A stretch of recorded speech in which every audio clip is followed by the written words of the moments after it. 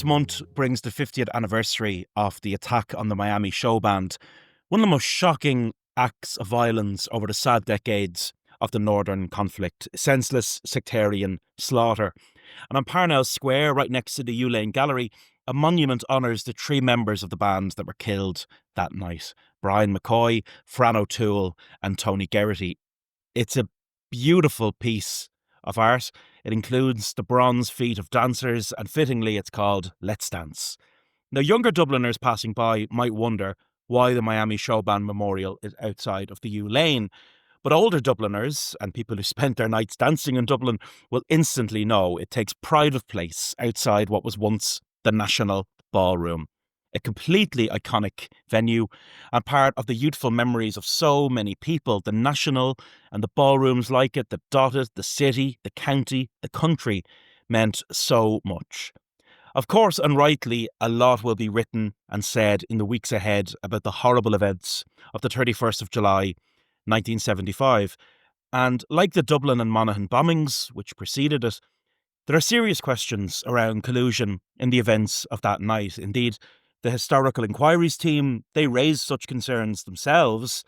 And when a damages settlement was reached in Belfast's High Court several years ago, Fran O'Toole's daughter rightly made the point that the fact he was killed by UVF terrorists who knew nothing about him causes my family even deeper anguish when we learned the extent to which security forces colluded in the events which led to his death. There's a lot about the Miami Showband that makes their fate particularly tragic. The band included several Northern members. The fact that two were Catholic and two were Protestant meant very little to the band or to their audience, but it was remarkable, isn't it, in the context of what was happening in the North and just the growing segregation socially between people. On the night of the attack, the band had performed in the Castle Ballroom in Banbridge, and Banbridge, like most northern towns, experienced its share of heartbreak during the Troubles. Bands like the Miami were much needed escapism for people who just wanted to get away from the Troubles. So these were brave young people touring in the North at a time when most people shunned the place completely. And if you're in Belfast, there's a beautiful new statue, well, it's divided opinion, but I quite like it, of Rory Gallagher outside of the iconic Ulster Hall in Belfast. And it recalls how much of an outlier he was as well in going to the North. I mean, one Belfast music magazine in the 70s said that Belfast has become a graveyard for music. Concerts and big groups are a thing of the past. So people like Rory Gallagher, people like the Miami Showband, what they did in their own way was a very heroic thing to do. And with that said, I want this episode to focus not on the deaths of the Miami Showband, but on their lives and the importance of the scene to which they belonged more broadly. To my mind, the Showband scene is one of the defining youth cultural moments of the Irish 20th century. And in suburban Dublin and in rural Ireland alike, it brought young people together. It coincided with a lot of things, You had RTE broadcasting the Showband show on Television from 1963, bringing it into the homes of thousands of young people who looked at these bands gyrating away and said, can I do that? Can I pick up an instrument? Can I wear a Mohair suit and hit the road with my friends? And people learned not only how to play instruments, but how to book gigs, how to go on the road, the DIY ethos before the big promoters arrived anyway.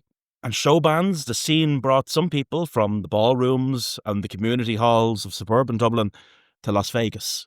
Rory Gallagher, Phil Lynott, Joe Dolan, Bobby Bala, Van Morrison, Brendan Boyer are all well-known names that were in the Showband scene. And there were others as well. Now, isn't it amazing to think Astral Weeks, one of the defining records of the 1960s, of course, but Van Morrison began with the Monarchs, a Belfast show band. And in 2017, to the surprise of many people in the crowd, he actually got up on stage with them again in Belfast. So as we'll hear today, it wasn't just these famous men, Dickie Rock, how can I forget Dickie Rock? But there were women too. I mean, a founding member of one show band insisted the showband circuit was no place for a woman, but a few of them did their time in the trenches. So the showband scene sits curiously between two ages, the 1950s, the big band era, and everything that followed. disco and the rise of country music in the 70s. But I hope this episode reveals just how much we owe to that scene. This one is dedicated to the Miami.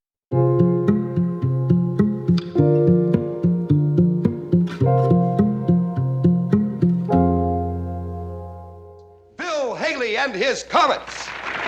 1, 2, 3 o'clock, 4 o'clock, rock. 5, 6, 7 o'clock, 8 o'clock, rock. 9, 10, 11 o'clock, 12 o'clock, rock. We're gonna rock around the clock tonight. Put your glad rags on, join me home. We'll have some fun when the clock strikes 1. We're gonna rock around the clock tonight. We're gonna rock, rock, rock till broad daylight. We're gonna rock around the clock tonight. If there was one person who convinced the youth of Ireland they could be in a band, it was Bill Haley. Bill Haley and the Comets took the world by storm with Rock Around the Clock. And when Haley came to Dublin in 1957 to play at the Theatre Royal, the scenes were a glimpse of what Beatlemania later on would look like. It took Gardaí to clear the streets, and Haley's big screen movie called, you guessed it, Rock Around the Clock, ran and ran and ran for weeks and months in Dublin. There had been stars before. Eleanor O'Leary in her History of Youth Culture writes about Frankie Lane arriving in Dublin and having to be smuggled in the back door of the Gresham Hotel when his car was mobbed by fans. But Bill Haley mania was something else entirely. And as one contemporary profile of Dublin's most famous guard put it, Dublin policeman Jim Brannigan hates rock and roll more than anybody I know. This he confessed recently in the district court. Jim should be a fairly sound critic, for he's seen the film Rock Around the Clock over 60 times. He had to. When the show first hit Dublin, it inspired waves of Teddy Boy terror. Usually it erupted in the cinemas and flowed out into the streets. If Bill Haley comes back to Dublin again with his Comets, Jim Brannigan is one cat who won't rip it up. Eccentrically dressed youngsters were denounced in the newspapers at the time of Bill Haley and the Comets. They're condemned for causing a row at a dance in Malahide in 1954. Dublin youths, the paper said, are said to be more peaceful than their London counterparts. But their extreme jitterbugging dancing and attitude had resulted in local men in Malahide taking it upon themselves to inform these youths they were not welcome at the dance. But while Rock Around the Clock made some kids want to fight each other, it made many more want to pick up an instrument. The showband scene, in some ways, was a uniquely Irish thing. The ballrooms, hotels, community centres that dotted the landscape provided the venues. And from the end of the 1950s, really coming to prominence in the early 60s, this scene was the musical education of a generation who would go on to do all kinds of things. For some people, the showband scene has warranted ridicule. Showbands, Bob Geldof has noted, were crap. Musically, they were a debt. But unlike Geldof's own band, showbands, interestingly, were often drawn from working class communities. And the drive to do well and make a living playing music pushed them into a kind of DIY ethos, at least initially, not unlike later musical scenes. In fact, it was probably a more organic scene than the one Geldof was in.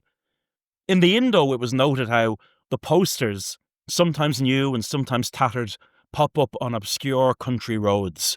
They bear strange glittering names which spell out glamour and stardust. And the names of show bands were often designed to evoke sunny places far away. Think Miami. Historian Rebecca Miller has detailed how these bands riveted Irish youth, dismayed many parish priests but delighted others, and revolutionised Irish popular entertainment. The 1950s had been defined by a different kind of band in Ireland.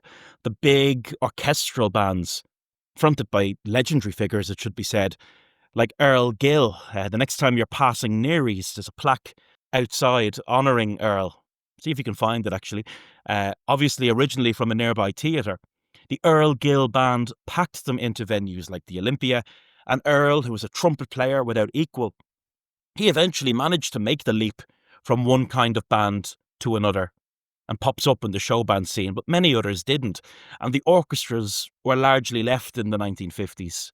Now, it was a little bit unfair, but the Irish Independent described all of that as decades of dancing to sedate musicians in tuxedos that created boredom amongst young people who are avid for excitement and colour. So if the 1950s were all about the big band, the orchestra, how do we define the show bands that came later? Instantly, the very word show band conjures up images of a male band dressed in matching suits. As Miller puts it in her history of the scene, these outfits bore the mark of contemporary fashion and underscored the difference between the show bands and the increasingly outdated sit-down orchestras. Some young show band members talked about the stage attire of American rockers of the day influencing how they wanted to dress, and it was the matching colourful suits, as Miller puts it. Mohair was particularly favoured for its lightweight and shine. Quickly became a trend amongst showband musicians, one that would come to visually define the showband era. As one veteran of the scene said, on stage you had to project to sell yourself, and in doing so, sell the band. As the artist Robert Balla remembers it, he was in a band. There had to be at least 7 musicians, plus some brass instruments on stage, or else no deal. Sometimes, if a show band was unable to locate a replacement for a sick musician, they would engage in the subterfuge of dressing their driver in a band uniform, sticking an instrument, perhaps a trombone, in his hand, and making him stand on stage for the duration of the dance. Now, Bobby Balla's band, the Chessmen, in time, evolved into something a little bit different, and the promoter Pat Egan would remember them as one of Ireland's better show bands. Strongly influenced by the Hollies, they had real stage presence and style, maybe too much for the bland and musically restricted ballroom market.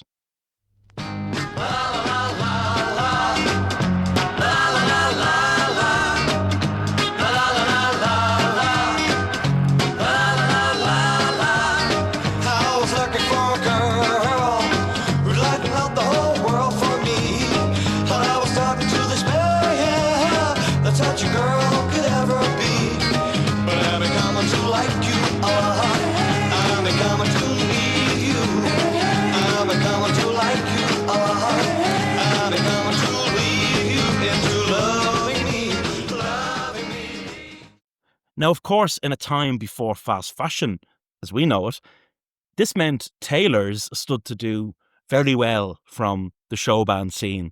7 lads walking in at once, all looking for an identical suit. Well, the showband scene is generally said to have followed on from Bill Haley, the orchestras, all of that. A total spanner in the works and an outlier lies in the fact that the first recognised showband, the Clipper Carlton, were formed in the very early 1950s in Strabane, before anyone had rocked around the clock. And they would also prove to be one of the most enduring. A journalist for Spotlight magazine later recalled how they stood up, pushed away the chairs and sheet music, and played 2 instead of just 4 the dancers. They broke with the tradition of the bow tie by wearing distinctive colourful suits, and they popularised the use of the hand microphone. In fact, they did more than just supply the music to dance to. They presented a show band. I think that it all began in Strabane is, in its own way, kind of important. The 1950s, that was the time before the Troubles, yes, but the 1950s also defined by the IRA's border campaign. It was a time of some tension in the north. And the musician Paddy Cole remembered that at that time, that first wave of bands, we were never bothered about who was Protestant or Catholic. Genuinely, I would not know or care what religion, if any, those who played with me in bands were. Neither were we bothered about what religious persuasion those who danced to our music were. We just tried to walk a middle line and accept that there were lovely people on both sides and bad people on each side also. In Fintan O'Toole's recent book, We Don't Know Ourselves, how many copies of that did you get for Christmas? I got a few. The showband scene and all that flowed from it gets its place, and the prior mentioned Paddy Cole brilliantly explains the ins and outs of the scene. At first, most of the show bands had someone in the band who would do their booking for them. But when the boom came, the professional managers came into their own. And there were all kinds of people in the early 60s coming into their own, like the Reynolds brothers, including future Taoiseach Albert, who built ballrooms at an extraordinary pace. Just a few short weeks, and be it Dreamland in Athy or Barrowland in New Ross, 14 weeks was all that separated a rural town from a ballroom and a showband magnet. As Cole recalled, there were 4 walls and a stage and a thing the size of a telephone box, which was called a dressing room for the band. But suburban Dublin offered a landscape that worked as well. I mean, what did you have in suburban Dublin that were going out of fashion? Well, you had cinemas, lots of them. The once busy cinemas of the 1930s and 40s, which were now losing ground rapidly to television, they could become bingo halls, or they could also become dance halls. Some became both. And it seems young people in the suburbs really did take to this scene. I mean, a search for show bands in that most Dublin of newspapers, the Evening Herald, endless advertisements placed by bands seeking members. A trumpeter required immediately, the Barons Showband, Dublin, or semi-pro showband requires lead guitar, or agents wanted for Dublin Showband, all parts of country. The Dublin venue landscape also included the prior mentioned National Ballroom and Parnell Square. That was the mecca of the scene, and that was something to work towards. And before talking about it, maybe we should go through some of the smaller venues. One was a stone's throw away. In his memoir, Bobby Balla recalled one such venue where we played fairly frequently was the Matt Talbot Hall in Granby Row, a narrow thoroughfare just behind Parnell Square West. It was owned by the Dominican Order, who operated a large church nearby on Dominic Street. And in that, Bobby touches on something significant about the scene. Many of its venues were run by religious orders, and that meant, of course, there was no alcohol on the premises. So this was a scene which was not regarded as a dangerous one for young people to be around. The fantastic Irish-showbands.com lists a dazzling array of venues. That website is a real labour of love, as is irishshowbands.net, 2 websites that really chronicle everything about this scene. And on irishshowbands.com, we just have this mind-blowing list of venues, from the CIE Hall to Cleary's Ballroom. But it makes it clear that the National was the city's primary dancing venue. And in an 18th century building, the venue would become completely synonymous with the show bands. Later, its closure in the 1980s, a journalist would lament that in its heyday, during the 60s, the queues would form from early evening in a bid to gain admittance to hear the top show bands. Only 2 ballrooms, they wrote in 1989, are still operating in the city, where once there were 200 nationwide. There are now only 9. Other venues that emerged in the city included the Television Club on Harcourt Street, on what had been the site of the 4 Provinces Dance Hall, and a site later occupied by Garda headquarters. And cleverly, that building was acquired by television producer and broadcaster Eamon Andrews, and all the major show bands of the day were recorded there and broadcasted. Significantly, the showband scene also provided opportunity to other kinds of bands, chasing coveted opening slots. Cover bands were also coming through, and I suppose what's the difference between a cover band and a show band? They were less focused perhaps on their aesthetic appearance. They often didn't have brass instruments, more stripped back bands. They included the Black Eagles, in which a young Phil Lynott appeared. And if proof was needed that there was overlap between these scenes, the bass guitar Philip played right into his Tin Lizzy days had previously belonged to Robert Balla of the Chessmen. Eric Bell of Tin Lizzy began in a more traditional show band and recalled that one of the reasons I left the show band scene was that the playing was too disciplined. I loved playing with Tin Lizzy around the time of the first album because there was so much freedom in the music. A lot of the stuff we did was free-form jamming, and I could play whatever came off the top of my head, which was how I liked it. But as Phil himself remembered, you might not have been playing the music you wanted to play, but the money was very, very good. I was an apprentice fitter and turner, and I wanted to be an architect. But, you go in saying you want to be an architect and you come out with a job as a fitter and turner. And the Black Eagles were still going at that time, and we were doing like weekend gigs. I got £2, 5 shillings for the apprenticeship, and I was coming away with a tenner from the gigs. And I never went back to work there after that once the summer holidays came up, because by that time the band was taken off. And if the Showband Scene produced a superstar,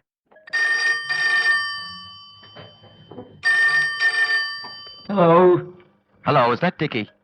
Yes. Listen, do you know you're a terrible idiot? it was Dickie Rock, who, as we can hear, had quite a sense of humour.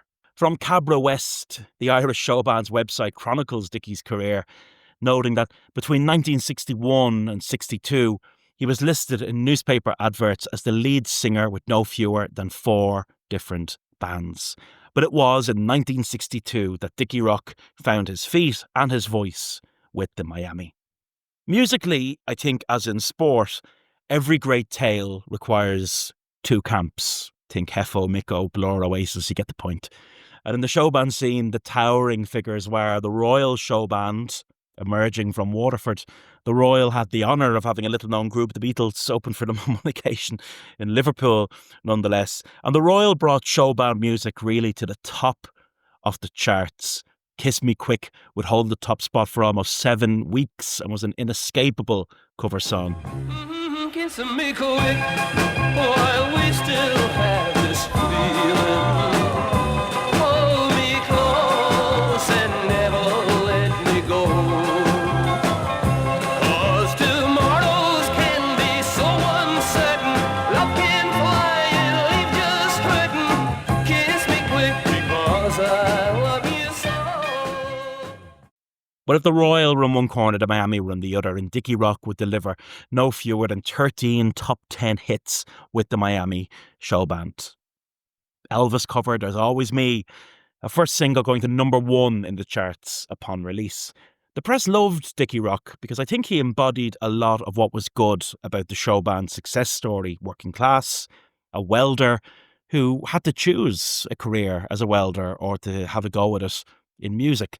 There's always lots of coverage about Dickie Rock and how relatable he was. You know, the Herald, 1965, for example. Dickie, readers were told, sang first as a boy soprano in the choir of the Church of the Most Precious Blood in Cabra. Dickie, readers of the paper were told, likes to hear his fans screaming because if they weren't, I would worry. Dickie likes going to the pictures and watching television, especially westerns. He likes walking in the Dublin mountains with his dog. He was a wholesome character. Stars like Brendan Boyer and Dickie Rock, they were the backbone of the commercial appeal of the scene. Joe Dolan as well. But as the 1960s gave way to the 1970s, it was clear tastes were changing. In the Cities, one newspaper wrote in 1970, the bigger ballrooms are suffering from the rise of clubs and discotheques. The busiest ballroom in Dublin at present is the National, and that is because it caters for a country clientele who don't mix comfortably with the younger Dublin dancers in the club. Much of the reason why the glitter has gone out of the ballroom business is because of the rise also in cabaret lounge bars and eating places. 10 years ago, you would never see girls drinking on their own, says Jim Hand, manager of the Capitol and other show bands, who has worked in the showband business for 12 years. Now you can see them any night at cabaret spots. The old boy meets girl business on which dancing was based is not confined to ballrooms anymore. Fellas can meet girls at cabaret shows and lounges and hotels. They can have a drink there and something to eat as well, which they can't do in the ballrooms. Make no mistake about it, he said, the ballroom business is still huge. You can still make good money in it, but it's losing people to those other entertainments all the time. And I sometimes wonder what it would be like in 10 years' time. And you know what? He was really onto something there. The better bands continued throughout the 1970s, even if tastes were changing. And I think what had been transformed completely wasn't just the taste of people, the music they were listening to. Ireland itself, remember that Strabane had given birth to this scene. The North remained a vital part of the showband landscape, but playing there was now much more difficult. Checkpoints, rigorously enforced customs checks, the risk of paramilitaries were all factors in several groups choosing to no longer make the journey across the border. And as you mentioned earlier on, Gallagher, who had his own start in the showband scene, but was now playing a very different kind of music, continued to play in the north. He had joined the Showband Fontana at just 15 years of age, later remembering, I was able to cope because at that age, you can live without sleep. I'd come home early in the morning after a journey in a slow van. I managed. But beyond identities as Catholic or Protestant, young people just wanted to have a good night out, find common cultural ground. And that is the context in which acts like Rory Gallagher and the Miami continued to play in the north. But the brutal murders of the Miami Showband members, as Philomena Begley recalled, created a situation where a lot of the bands were now too afraid to come anywhere near towns that had welcomed them so well in previous years. The Showband scene has been the subject of many documentaries and historic studies, producing memoirs, social histories, and perhaps no history book has been as perfectly titled as Vincent Power's Send Them Home Sweatin', Social History of the Showbands. That's exactly what they did, night after night. And where there's ongoing research, it reveals new things all the time. I mean, one really interesting thing that's coming through in the research people are doing on the Showband scene is the role of women in it. The great female commercial success of the Showband scene was Eileen Reid, who fronted Eileen Reid and the Cadets. They went to #1 with Fallen Star.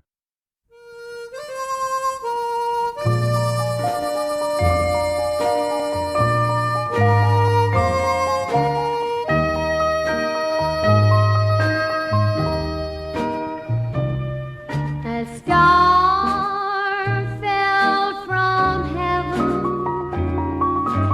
right into my arms.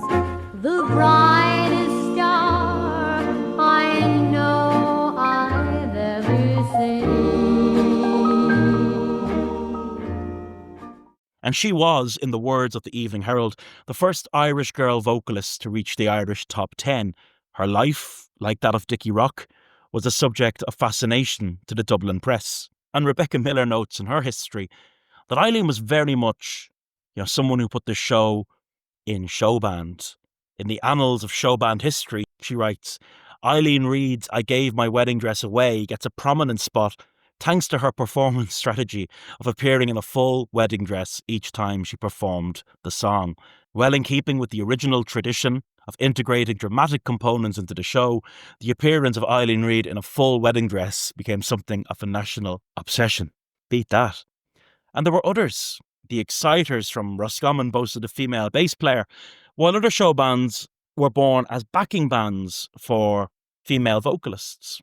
The Arrows, a great Dublin-based show band with 2 female singers, later became Dickie Rock's backing band. So good night, good morning, goodbye. Good night, good morning, goodbye. Good night. And what's really great to see is this thriving online communities I mentioned of people putting together piece by piece the social history of a scene and what it meant. In The Last Disco, that brilliant account of the tragedy of the Stardust Fire published last year, the authors do a really good point of framing, I suppose, the rise of the discotheque as a factor in the decline of the showband scene. They write that there were between 200 and 300 nightclubs around the country between 1973 and the 1980s. And almost every town had a hotel with a disco in it. Touring musicians and show bands tried to take action through their union to compel hotels to still employ them, and more importantly, pay them, as their livelihoods had been so impacted by the growth of discos, but the hotel owners refused. Discos, they write, were flourishing. They had become a fashion and a culture as well as a night out. So just as the orchestras, predated the show bands, the discotheque, which followed on, became the youth culture of a moment. Later this year, a 50th anniversary memorial gig for the Miami will be held in Vicar Street, with a lineup that includes some of the great names of that scene, along with surviving members of the Miami, and a memoir from Stephen Travers, a member of the band and a campaigner for justice over 5 decades, is also forthcoming from New Ireland. And on the 50th anniversary itself, the 31st of July, they will gather at the memorial on Parnell Square, outside the great ballroom of romance that was the National. I wasn't sure how to wrap up this edition of the podcast. And when I went back to that brilliant book, Send Them Home Sweating, I just was really struck by something Robert Balla said about the scene, because I think it's a nice rebuttal to those who argue that there was nothing original about the show bands. Show bands, he says, were not seen as purveyors of originality, but they were purveyors of entertainment. In fact, the public didn't like to hear original music. I believe that every developing musical culture has to go through that phase. You have to find your own voice and identity. You can't force it. It is a phase that has to be gone through before a society finds its own voice. And then the originality comes. I think we can all agree, looking at Rory Gallagher, Van Morrison, Phil Lynott and others, that was very much a true observation.